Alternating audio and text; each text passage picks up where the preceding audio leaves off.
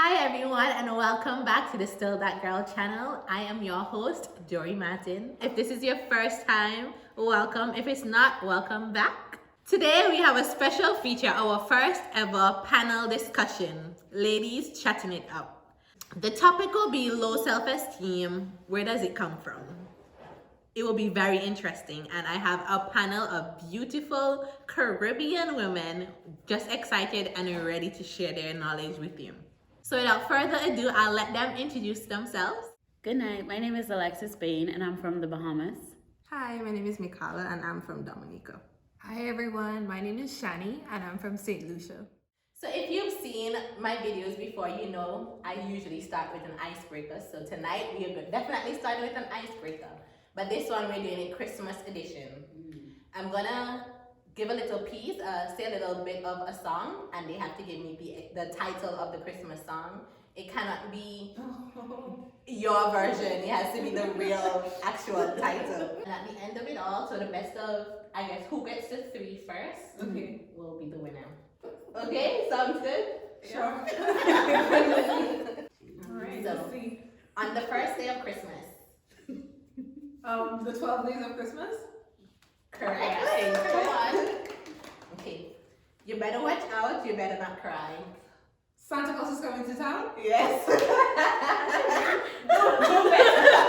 wanted to sing. Sorry. I don't even know how you're on with that. No. Say something that I know, you know, right? Okay. Let's do this one. competitive, but I just know the song. I don't know the title. Wrong. Young virgin, mother and child, holy infant. Holy Oh, night. Holy Night? Oh, Holy Night? Wait. Ink. Holy night, Ink. silent night. Yes. In my mind, I was saying, Mary, did you know? Oh my Jesus. I know the song. That's on it. So 2-1. Zero. Get on the bar, Okay, we're in ascending order. Okay. Oh, the weather outside is frightful. No. Oh, the weather outside is frightful. I don't know that one. I can't remember. I know the song, I just can't remember the song. Should I give them a hint, guys? Let us know. Let it snow, yes. One time. It's well outside, it's frightful. Some delightful. No, this Let us one. know, let us know, let us know. Okay. Okay. Ready for this next one? Yes. Sleigh bells ring, are you listening? Okay. Sleigh bells. No, I just think to guys. Sleigh bells ring, are you listening? In the land. Walking in the Winter Wonderland. Winter Wonderland. Winter Wonderland. Okay, so we have a winner. I'm trying to get to the chorus. Yeah, I was like on Santa Claus coming home tonight. So Chani wins. And she wins like gloves and all that good stuff. Thank you, girl.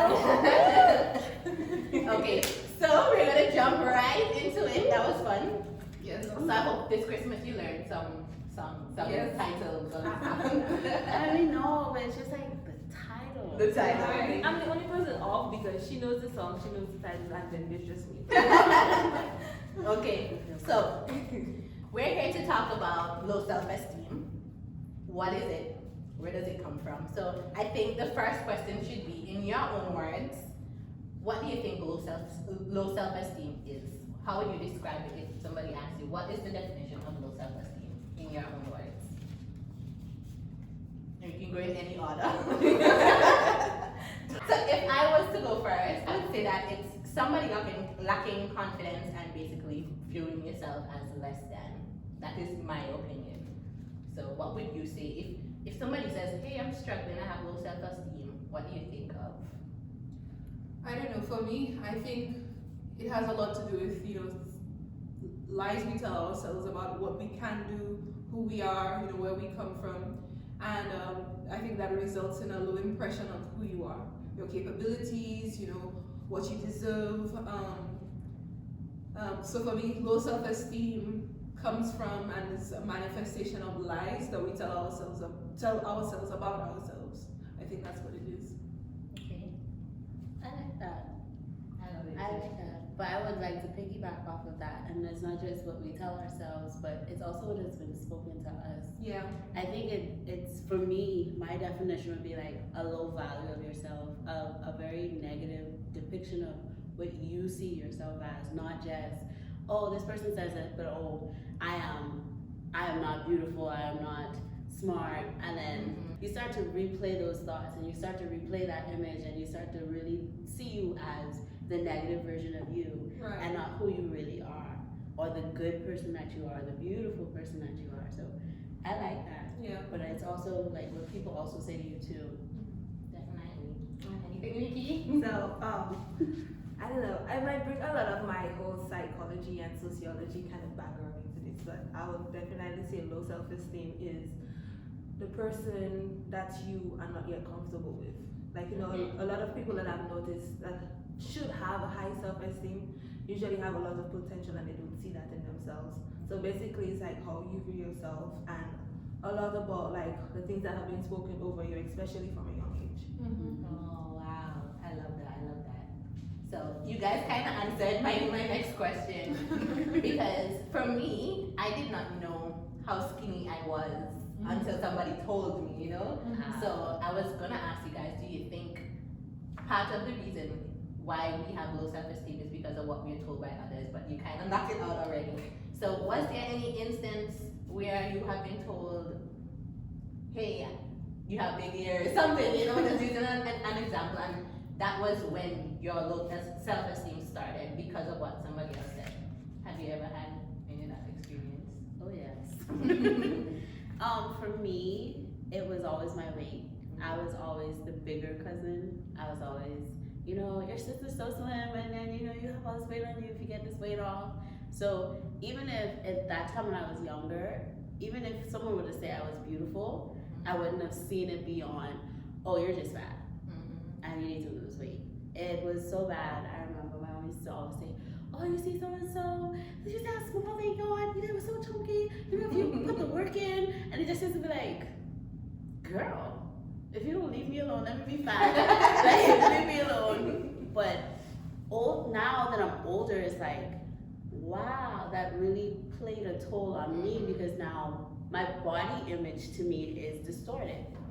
And now, you know, you work on it, you do your little healing, and you know, you pray and all of that stuff, but it's still an intentional work that I have to do because that was something that was said to me as a child, and even as I got older, you know, you keep hearing, oh, well, you see so-and-so lost all that weight, oh, you see so-and-so so slim, you know, you see your cousins, they're so slim, you know, you're the bigger cousin, and it's just like, okay, so it's the good stuff. There's some of the bad stuff. And so it hurts. And that's like a hurt that it takes time. Yeah. It really does. For me, it was also about weight and how I looked.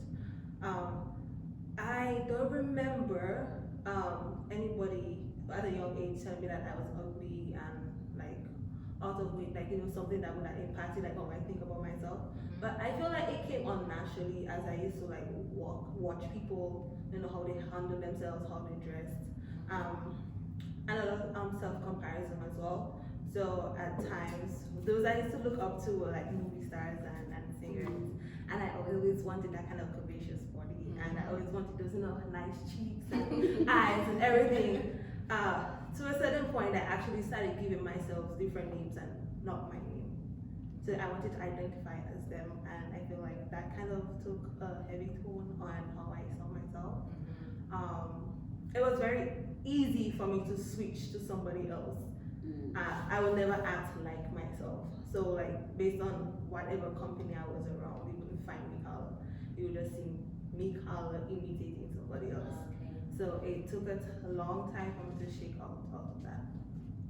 I don't know if I would say I ever suffered with low self-esteem, but I remember when I was growing up, one of the things that I was very conscious of was my height. I come from a pretty tall family. My mom is like 5'7". My brother is now 6'3", so he's tall. And how tall are you? I'm 5'11". Okay. Thereabout. And my father was very tall as well. So in my household, I felt normal. But once I got to school, I was always at the back of the line because I'm the tallest in the class. So, you know, of course, kids, they would they'll call you a giraffe. I'm laughing, and I Sorry. it's sorry. funny. I found it funny too. Yeah. And I was always good at standing up for myself, but it made me very conscious of it.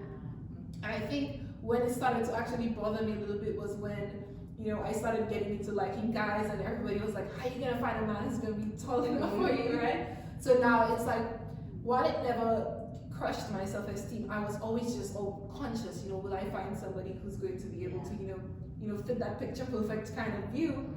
So that was something, body image again, that I kind of struggled with.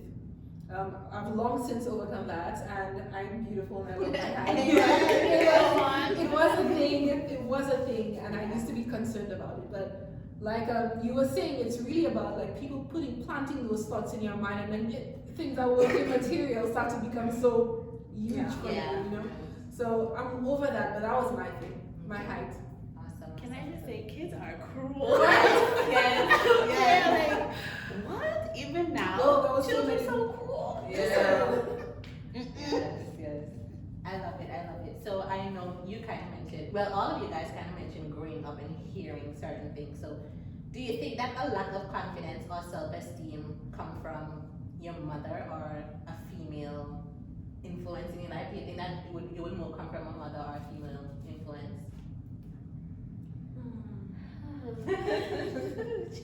Okay. That's a tough question. It kind of.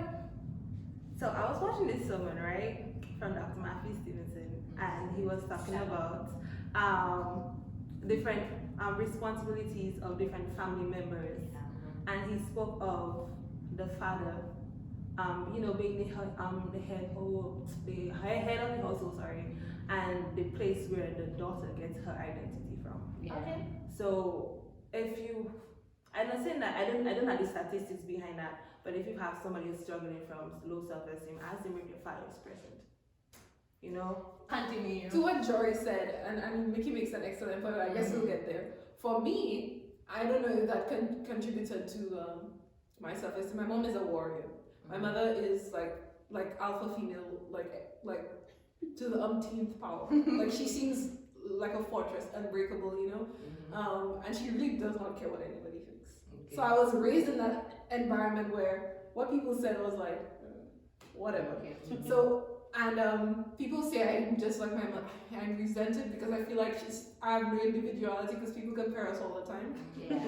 But I do think a large part of my people, I guess, really tough spirit, kind of like where things just don't really penetrate, was from my mom.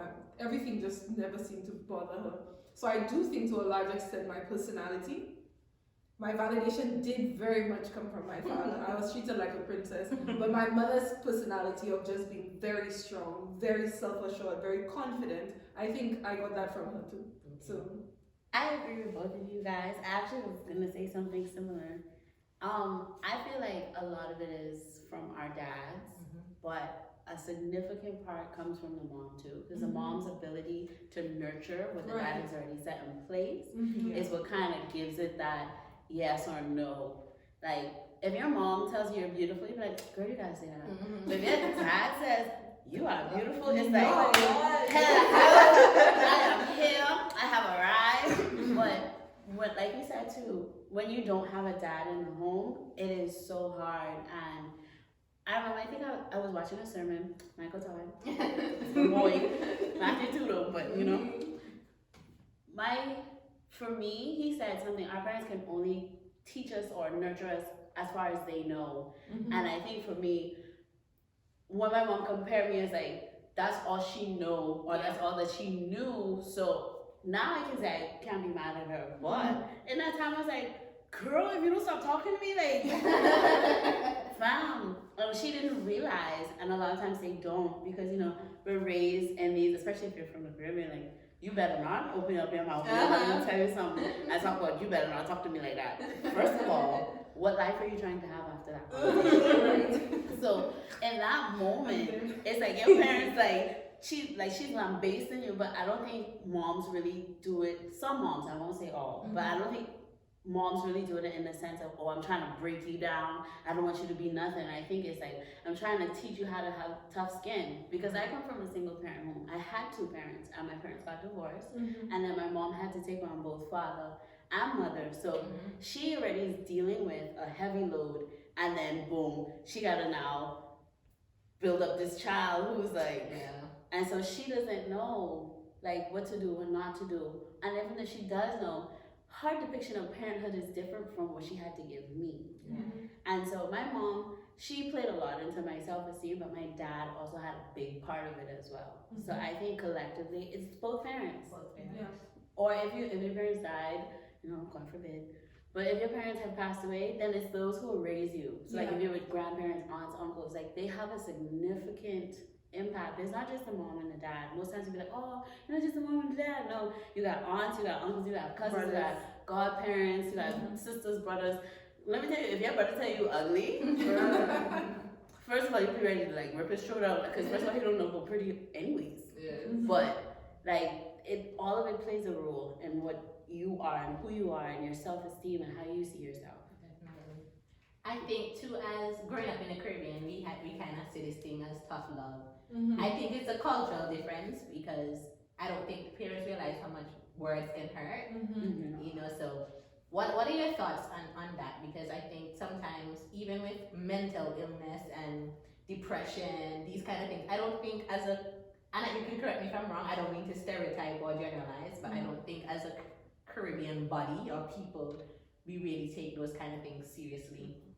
And sometimes you tell your parents maybe, oh, I'm depressed, and they're like, go read your Bible, go pray or something, like I don't think they take it seriously. So how important is it for them to start speaking positive words of life, because words do hurt, They do. So have you guys ever really experienced this growing up where something that was said? I want to start from where you said, right? Where it really, any one person has a bajillion influences on what makes them who they are, both within the home, within the community, and within the wider world, things we see in the media and so on. So there's, endless influences on any one individual.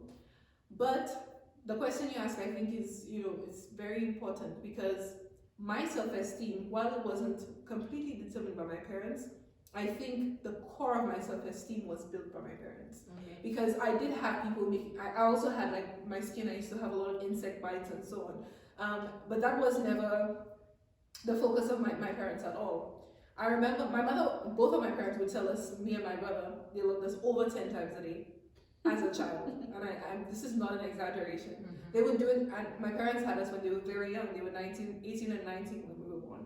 But they made this decision that they were going to raise us like a prince and a princess, pretty much. They would hug us all the time. We were like 10 years old, 11, 12, and they would still tell us bedtime stories, So we had this very hands-on, very, very, very affectionate home, so that even though there were negative influences on the outside, the core of my self-esteem was already like forged.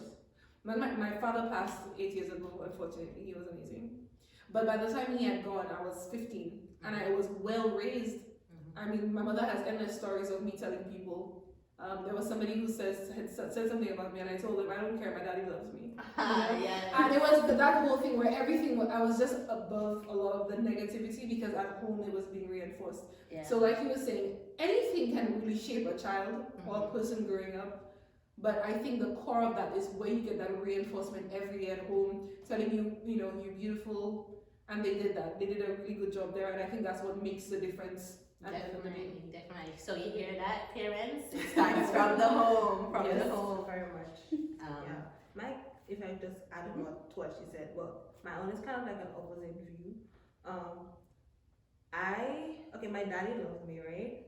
But then the atmosphere at home wasn't so, let's say, positive. My mom and my dad clashed a lot. So a lot of the memories that I had of being a young child was my mother and father fighting.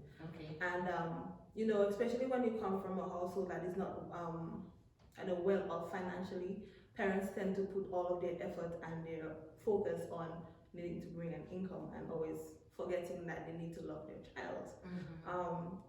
I don't want to sound selfish, But the only person that I got that was from my dad, but I didn't necessarily got it from my mom, right? Okay. So it kind of tarnished our relationship as I got older. And anything that my mother would have said to me, like for the years, kind of damaged my entire personality. So love is a lot. Love reinforces how somebody feels about themselves, how they see themselves and everything. If a child is grown up in a broken home, yeah, It's tough. it's tough. It's tough putting together the kind of image and the thing that you have of yourself. Because we expect as parents, they're supposed to give us the best love. So Yeah. if we can't get that from them, who else would we, Yeah. you know? So I totally get that. But the Bible says blessings and curse come from the parents. And a lot of parents don't realize, like, whatever you speak to your child, you can either bless them or you can curse them. And when you speak, like, especially, I think it's in the Bible. I think it's in the Bible. I can't tell you where exactly it's from, but it talks about speaking in wrath. Like, not to speak out of anger.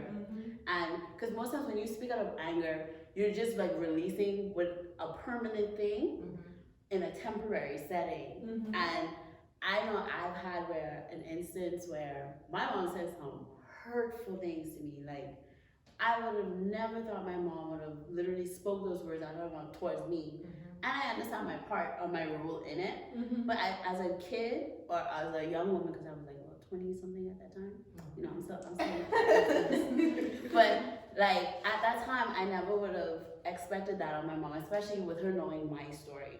She's lived with me through, 27 years of my life, so she experienced a lot of things with me, and when she said those words to me, it broke me. So at some point, and I was just telling somebody the other day, you don't really remember the good. The first thing that comes to you about somebody is the bad. Yeah. And so when they say something good, it's always like you have to sit there and say, Hard to find it. like, what did they do that was good? And it's not to say that they didn't do anything good. They might have done a bunch of good things, but the bad things are always what sticks. Yep. And so I honestly do believe your words scope the way a child thinks about themselves, but I also feel it scopes their future as well. It scopes whether you can need 10 years of therapy or whether you're gonna be a happy child. It tells you whether you're gonna be fat, small, whatever, smart, dumb, whatever.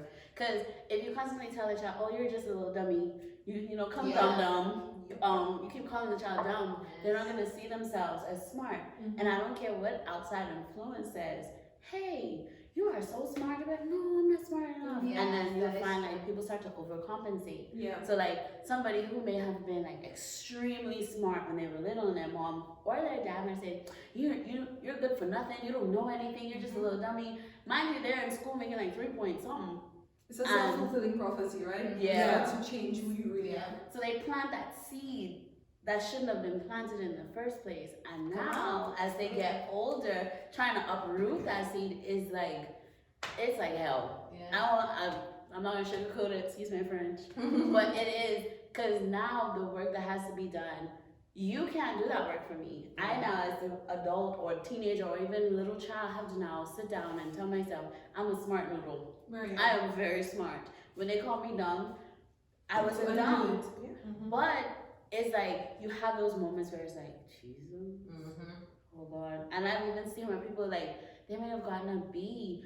Some days I'm fighting to get a B in the class. Like, I'm like, Jesus, I don't care, just let me pass. And they get a B, like, they didn't study, they didn't do anything, and they got a B, and everyone is envious of them, but they beat up themselves. So it's a lot. But as we are growing up, our generation is way different from our parents, because we've seen the negative aspects of them. We've seen what they've been through. For me, I remember I told my mom, I said, Mom, I believe your mom equates love to money because of a conversation that we had. And like, if you don't put money in her hand, it's almost like you don't love her like that. And so that's what my mom had to grow up with. And what she planted in her, and like what was planted in her, and what was planted in her. And so like, now we are left with the responsibility of breaking generations of curses that have been spoken over children and their children's children and their children's children. There are people like grandparents And there are people, I remember I got a prophecy a few years ago, and it said, when they found out my mom was pregnant with me, like they said, her children would never amount to anything. Really? Wow. And that was a curse that they spoke over all of us. But now I'm in college with my master's degree. Yeah. And so the child who wasn't supposed to be anything is now the child who's about to be something. And Thanks God, girl. because of who I am and because of what I had to deal with for my 27 years of life. Like when my little brother comes, I'm always there telling him, hey, you got this. You are so smart. You're a smart noodle. You're not making right decisions. And that's important. So as a young adult, when I decide to have children, or when God decides to bless me with children, first of all, when God decides to bless me with children, then I have to remember these things, because now as an adult, I sit down with my mom and I tell her, hey, you know, you did this, and that really hurt. And she didn't understand the magnitude of what we had going on during that time. She didn't know where I was mentally at that time. She didn't even know where I was physically at that time. So a lot of it is an undoing. So now our generation is in the process of undoing and rebuilding and redoing. And so, words. Okay, so we've talked about we define low self-esteem. We've talked about our experiences with it. So now is to get to the how do we deal with it? How do we deal with the negative thoughts? Because negative thoughts will always come. How do you get to this point today where you can be like, hey, I'm over it, I'm confident? How did you deal with it? I want to quote a Bible scripture. I think it is in Philippians 4. It talks about being anxious. So it says, be anxious for nothing, but in everything by prayer and supplication, let every request be known to God, blah, blah, blah. But later on in that scripture, Paul says, therefore, whatsoever things are beautiful, whatsoever things are noble, are pure, etc., think on those things. And Mickey, you do psychology, so you know about cognitive behavioral therapy, which basically is changing what you think to help the way you behave. Changing your behavior by changing your thoughts. And I think until we can identify, first of all, what are the untruths about myself that I'm believing that's making me act a certain way. I mean, we know friends who are in toxic relationships, and it's because they've told themselves, this is what I deserve. Or they don't treat themselves well, they don't take care of their grooming and hygiene because they feel, what is the point? And these are untruths we tell ourselves, or somebody has planted in us, and we had no control over because we were children, we were babies. You have to actually go and tell yourself, this thing that I was told is a lie, and actively undo it. It's not. I don't think it's a passive process. You can't wait for it to happen. It's something where you have to deliberately, intentionally say, I have not been treating Chani well, and I need to change that. And I think, like I said, I use the Bible because it is a spiritual thing sometimes. You were talking about generational curses and even the power of the tongue and what you pronounce upon yourself. These are things that the devil hears and imposes on you the more you hear it. So it's a really like a breaking of chains and peeling back of all of these things that you have put on yourself that doesn't belong on you. God didn't put that there. No. So you have to intentionally tell yourself, this is not who I am. It's like Mickey was saying, coming into who God intends for you to be is a process you have to embark upon with intentionality. You have to embark upon it as if your life depends on you. And decide, I want to be different. I know this is not who I want to be. And then make that change day by day, every day. Making that choice every day to not accept what you don't deserve. Making that choice to walk with your shoulders square. Making that choice to pursue your dreams because you feel like you deserve success and to receive all of the good things that that are in store for you. But I think it's an intentional breaking down of these things that you've told yourself or others have told you and coming into who you really are supposed to be. I like the fact that she says it's intentional because you building up your self-esteem is not overnight. And brother, Don't cry, I'm here. I know I'm crying, but it's like there are two kinds of people: those who are able to help themselves, and then there are those who actually need somebody to be their crutch. I was one of those who needed somebody to be like somebody to help me pull myself up from that situation because of how my entire I don't know, child life was, I isolated myself a lot. So I didn't have nobody to reassure that, hey Mickey, you're beautiful, accept yourself. Hey Mickey, God sees you for so and so. See yourself as how God sees you. So I spent a lot of my time in a dark hole. Now when it comes to like, okay, today I'm up, and trust me, ask anybody, today I'm up, I'm feeling myself, and then something happens outside, and that's it. Yeah. Like you just go back in that same hole, and it's like you're crying, and God, what is wrong with me? You know? And when I was 12 and I couldn't like really get over everything like that was all up in my head, I started cutting myself because I didn't appreciate who I was, and I started hating myself because I felt like everybody else that was around me hated me, you know? And I remember my 20th birthday, I was like, okay, God, I don't know what is wrong with me, yeah, so I'm gonna end it. But I'm 24, it didn't happen, you know? But yeah, don't think like building your self-esteem is an overnight process. It's not. It's up and down, up and down. And even like right now, like other times I wouldn't be able to speak out like this, you know, I'll be stuttering, I'll be biting my teeth, I'll be hiding my face, but it's a progress. And I think that if you're on that journey, learn to appreciate the small, you know, steps that you're taking, because those small steps are, when you accumulate them, you're just going to see like you just walked over a huge mountain, you know?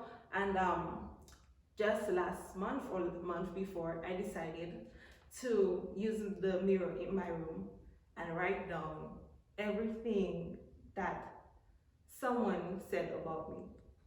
And every negative thing, right? And I'm not going to lie, the mirror was full and it couldn't take more. Wow. Yeah. And then I took a snapshot of that, and then I erased everything and I put like an opposite like word of whatever that was on my phone that I saw. And I kept that there for like 3 weeks. And every time that I was doing my makeup, every time I was brushing my teeth, I was saying those words over. I am this, I am that, I am this. Intentional. You know? Being intentional about it. And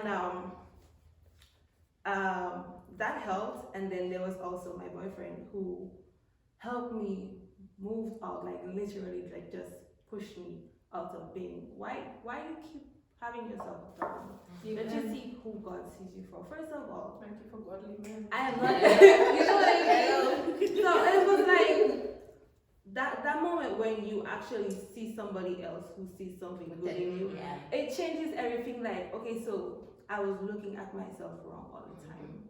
So if there's somebody else who sees something good in me, then I need to readjust something, recalculate, and look for that thing. It sometimes it takes just one Yeah, it does take one, literally one I person. when as she said that out, that was another thing. Surrounding yourself with the energy that you need to see in yourself is so important. Because if you're building a house and you have somebody pulling blocks out as you're building the house, you're never gonna get anywhere. Exactly. So you need other people who are also on the journey building you up, telling you go, you can do this degree, you're gonna get it. Yes.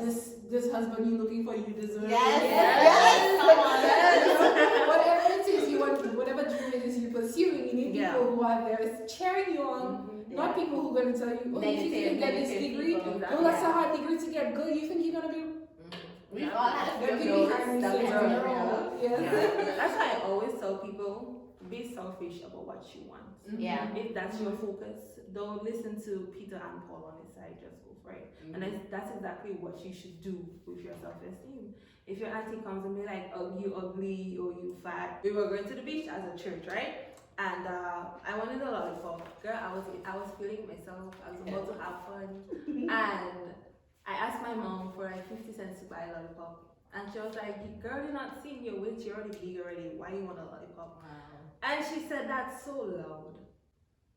I just looked at her, I was so ashamed, I just looked at her and I just started walking. Like, wherever that I reached, I just started walking and I was just crying and I was a mess. And like my own mother would tell me, you know, even at that age that I was so concerned about my weight. And I feel like a lot of parents don't know the amount of pressure that just being a teenager comes with. Like you have all your hormones, you know, they say raging. And I think that's like a critical period in one's life where you're just trying to find yourself, and then you start comparing yourself to other people, and then the places that you'll expect to hear Like you're doing fine, whatever. That's the same place they come and break you down. So it's like it's not easy being a teenager, you know. And parents will be like, "Oh, when I was your age, I had this, I had that," you know, like. And I'm like, okay, so but your time is different from my time. Exactly. You know, the influences that you had at your time is completely different from what I had at my time. So Goals and everything are different. Exactly. And that at our age, they were already married, had us, and those kind of things. Exactly. Degrees later. Hello. That's our first. Hello. There is one thing that I wish my mom and especially my dad did was, you know, pay more attention. Listen, watch, like, observe how I move. The times when I was high, the times when I was low. Because a lot of times you can't articulate what's going on inside of you. Like, the thoughts that's on your mind is like you don't know how to express yourself. So like instead of just beating me up like you didn't wash your plates. Why didn't I wash your plates? You know, like ask me something. Don't just assume like my life is good because you don't see anything happening at the moment with me, you know? That kind of brought me to the idea of, yes, they are present in your life, but are they really present? Yeah. You know? I think one of the things you said is you have to be intentional, but I think you have to want it. Because a lot of times you go through the motions of, yeah, I'm gonna get my life right, so I'm gonna do this, I'm gonna do that, but there's no desire for it. Yeah. I can attest even to me, I've had amazing friends. I have amazing friends. And at the lowest point in my life, like self-esteem wise, they could have said I was the most beautiful, the smartest, the best person in the entire world, but because I didn't think it and I didn't want to think what they were saying, it was just like, yeah, y'all just saying that. Yeah, I hear you. So it's you have to be very active. This isn't like, no, okay, I just go read a book. No. You have to, it's a conscious effort. Like how you said with the mirror, I love that. I have like on my mirror right now, I have literally, you are made out of God's love. And because I was made in his image, so that's Genesis. So it's I was made in his likeness and his image. So obviously God loves me because he wanted me to look just like him. Physically, I may look like whoever, but spiritually, he wanted me to be just like who he is. And he gave me authority and dominion in this man because he loves me and he doesn't want nothing to take advantage of me. And I recently just got here. This wasn't like spiritual enlightening. No, baby. I was raised in the church. I've been in the church. You can almost say I was saved all my life, but I didn't know God. Like I needed to know God. And even in knowing God, it was, man. When you said, oh, like it literally right I was going to talk on it. You said to break the chains. Yeah. The verse is in Galatians. It says, "Who God sets free, be free indeed." And it doesn't generally say, "Oh, once you're free by Jesus, you're gonna be free forever." Yeah. No, the Bible also says you are not fighting against weapons of this world. Right. They're not carnal; they're spiritual. And when you said like, "Run the devil," I ready to run. Like when you said like the enemy is hearing that. A lot of times people don't realize God has already spoken a word. Yeah. It's in Jeremiah when he told him, he said, "Before you were formed, I knew you. From you and your mother's womb, I knew you." And so the Bible says, the word of God cannot return unto him void. He sees it through to the end. People just forget a lot about it.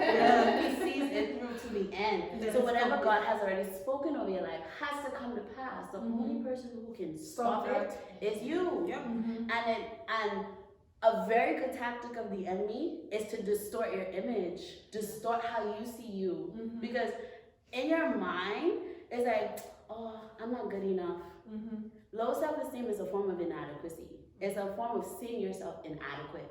Like you see everybody having like all this good stuff. You don't know what they're dealing with. But you personally like, oh, but look at them, they got it. I don't have that, so God can't use me. And God is like, I need to use you because you have this. Like your mom talked to you like a dog, and you know what it feels like. I need you to go talk to her so she can get right within herself. But you're like, nah.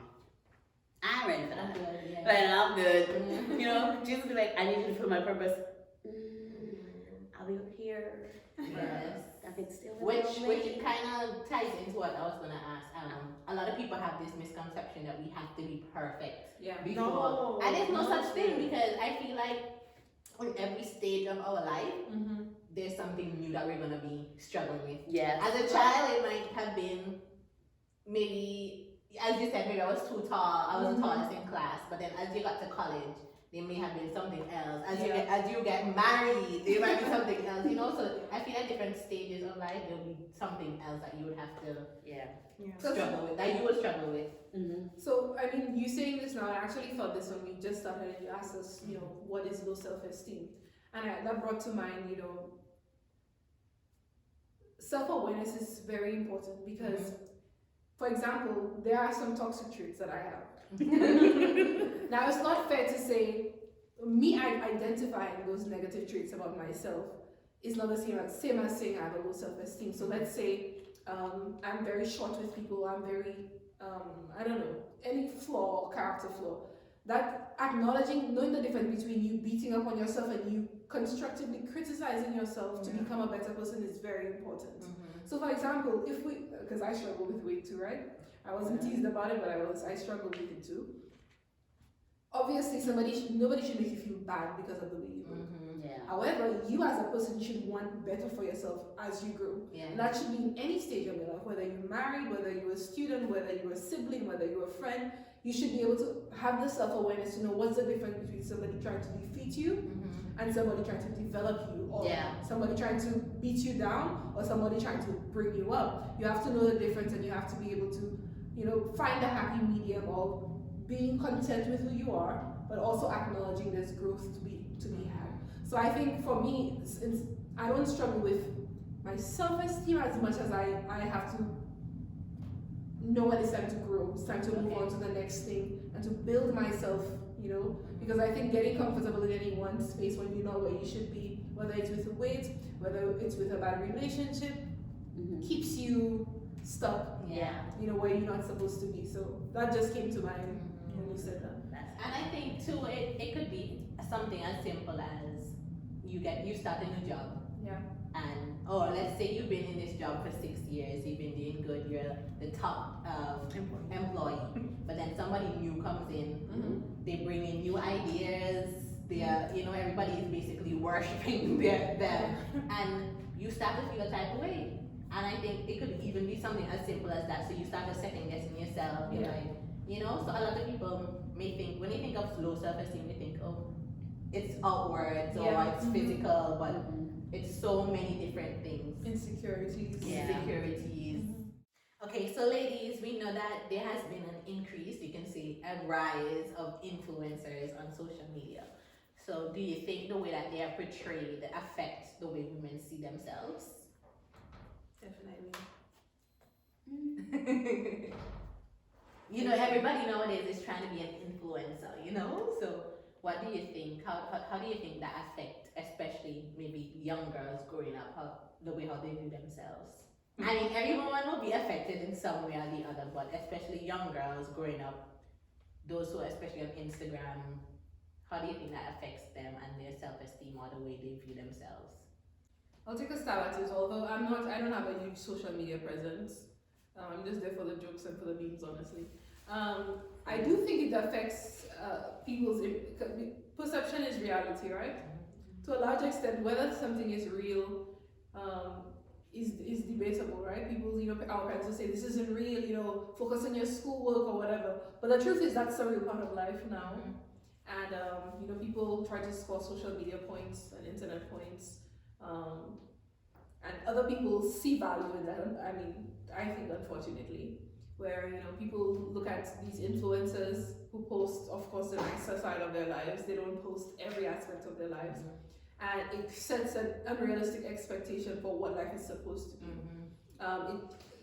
Unrealistic, unattainable, and then people exhaust themselves trying to reach some ideal that is not actually a thing, you know. I do think, unfortunately, it does imprint on people and give them the you start to compare yourself to this image of what you're supposed to be, and then of course you're gonna find yourself lacking, right? Because you're not always wearing makeup, and you're not always with a boo thing. Vacation. Not always on a vacation. You don't always have the job you want right now. You're not always at school right now when you would like to be. So it sets this whole thing up where you're not comparing yourself to what you see others attaining. Mm-hmm. And they're posting highlights of their life, right? They're posting the highlights. Yeah. Nobody's posting when they're crying in their room because Yeah. somebody, has damaged them or whatever. So I think it does create a vicious cycle of trying to reach something that's constantly out of reach. Because even though you do get the degree, now you need the man. Even if you do get the man, now you need the job. Even if you do get the job, now you need children. Even if you do get the children, you need to lose weight. So it's always something else that is set up where you missing something still. Yeah. And I think that again goes back to what we were discussing earlier about just being grounded and content in where you are and having a healthy appreciation for where you want to go next. And deciding you're going to reach that when you need to reach that, not on anybody's timeline. And I think that's difficult to do because the world is what it is right now. Yeah. But take your time and live your life and be happy and Enjoy the now. Enjoy the now. Yeah. I just want to just piggyback off what she said. So it's like, I want to say that they're kind of biased in the sense that they only show that in order for you to be beautiful, in order for you to have that certain level of happiness in life, you need to have the things that I have. So usually they advertise the stuff that, let's say they have a contract deal with a company. That's what they advertise. But for me, like just being basic, I have to use my money and get those things. So for somebody who doesn't have that kind of income, I want to be beautiful. So basically you're telling me that, girl, you want to be pretty? Buy these boots. You want to feel sexy? Get this new weave. You want to look your face beat or whatever? Get this makeup, right? So I'm like, it's not fair because you're basically telling young people that in order for you to accept yourself, you have to not be yourself in that sense. And then this is where I can bring statistics to you, right? So gradually, as the GDP of certain countries go up, what you find is that more people are becoming unhappier and dissatisfied with their life, even if they consume a lot of things. So what are you really trying to do? You said you call yourself an influencer, right? But really, you only portray the side of, I don't know, something that they can attain, like Chani was saying. So just be appealing to the other side of the people who idolize you. Like, okay, yes, this is me, but once in a while, show a picture like, okay, this is what happens to me when I'm not myself. Well, that's not attractive. Exactly. That's so they only do it for yeah. me. So why portray something that's fake?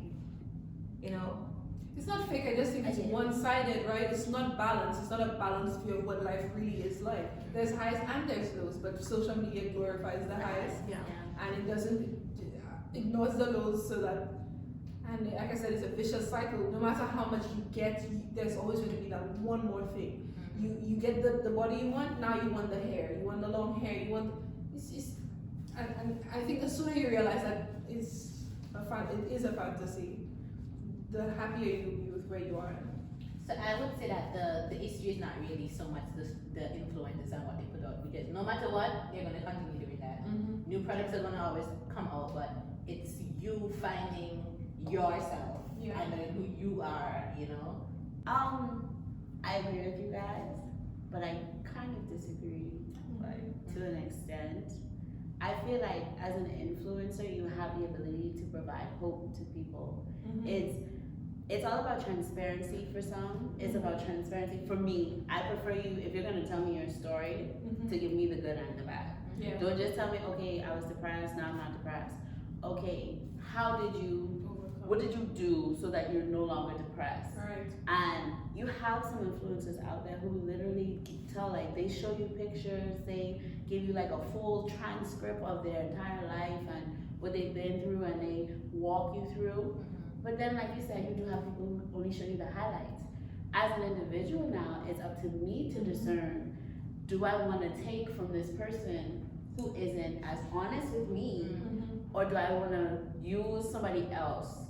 And when I say use, I don't mean like, oh, I'm just using them again. But at the end of the day, everybody needs someone who's already been where they've been.